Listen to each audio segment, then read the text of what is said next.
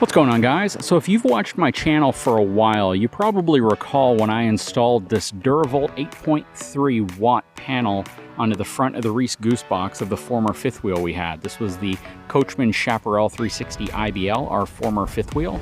And this is designed to maintain the house batteries. So not designed for a lithium ion setup, but some of the lithium iron phosphate batteries that are now available have the ability to self-regulate. They have MPPT controllers built into them, and they have a lot of safety measures built in, as I'm sure many of the lithium ion batteries do as well.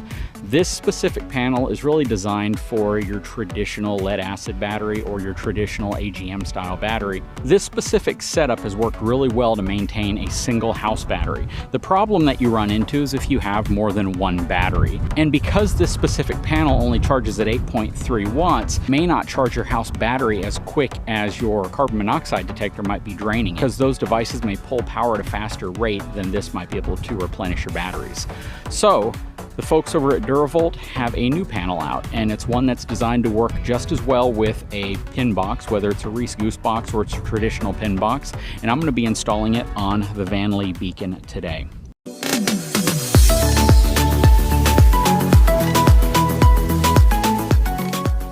Okay, so I have everything unpacked. You can see the new panel. Let's compare the new panel with the old panel so you can get an idea of the size difference. First of all, the new panel is a 13 watt panel, so it's significantly more powerful than the 8.3 watt panel that we installed on the Goose box.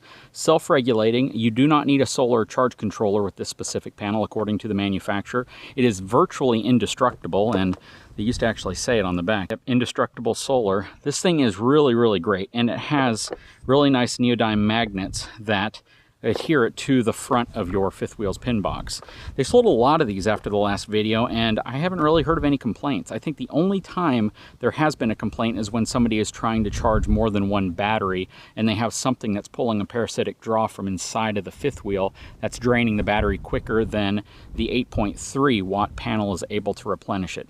But let's go ahead and put this side by side with the other one and give you a size comparison. All right, so you can see that from a width perspective, it's almost the same width, might be about a ½ inch wider. From a height perspective, it's significantly taller. It's probably about 5 inches taller. So it is a larger panel, but it still fits very well on the front of your pin box. And again, it provides significantly more watts to your battery. It's going to be able to replenish your battery quicker and provide a charge to more than one battery.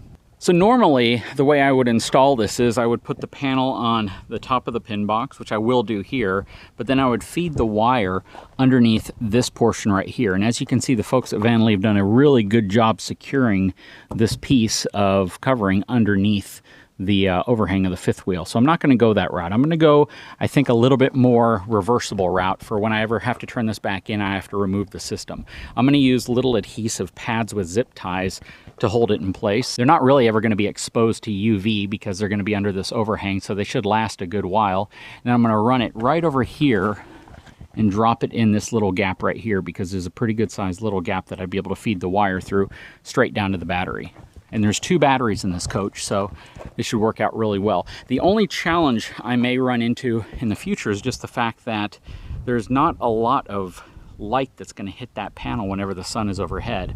So in the mornings when the sun is coming in from this angle, or if I'm camping at an RV park where the sun's coming in from an angle, it should do just fine.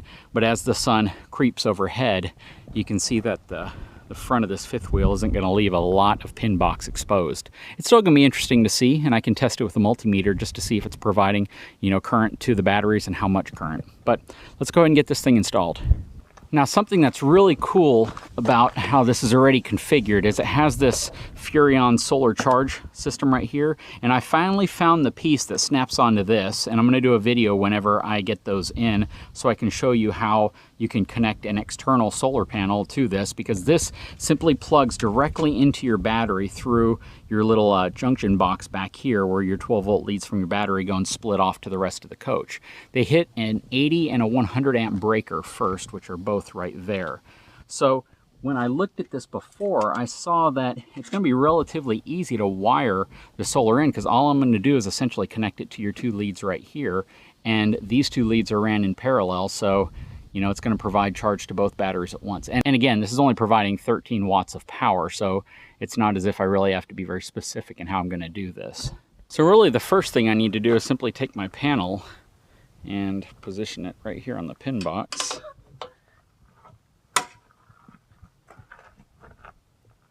Very strong magnets. I really don't ever foresee these things being sucked off by the wind. If you saw my original video, you saw just how difficult it is to actually remove unless you got a tremendous amount of leverage at an angle on it. It has a 10-foot cord right here, which again, I'm simply going to use some adhesive pads to feed all the way around the top. But before I do that, I want to make sure that the wire that I'll be inserting through here is going to fit. So let's do that first. Okay, again, I just have the wire hanging down right here so I can feed it through. I'm still able to move the wire, and the door is pretty much closed. There's not any sharp edges in there at all either. There's just a piece of weather stripping, and there's no sharp edges on the door. So let's throw the bottom part in real quick and just close the door right there. It's not pinched on anything, but once I pull the wire out, I'll see if there's any type of a crease in it from a sharp edge. And what we see right here is just that very minor little pinch right there, just from where it presses up against the weather stripping inside of there. I think we're in good shape. So next thing to do is to feed it all across the top here and down into this front storage area. So I'm going to make this the shortest possible run I can. I'm going to feed the wire right here and make it go straight across at an angle. I'm just going to clean up this whole underbelly portion with some alcohol wipes.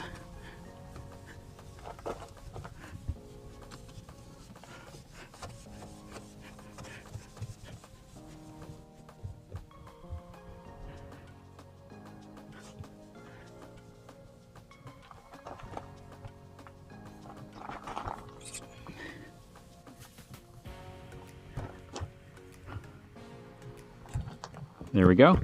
Next, I'm going to take these little adhesive pads.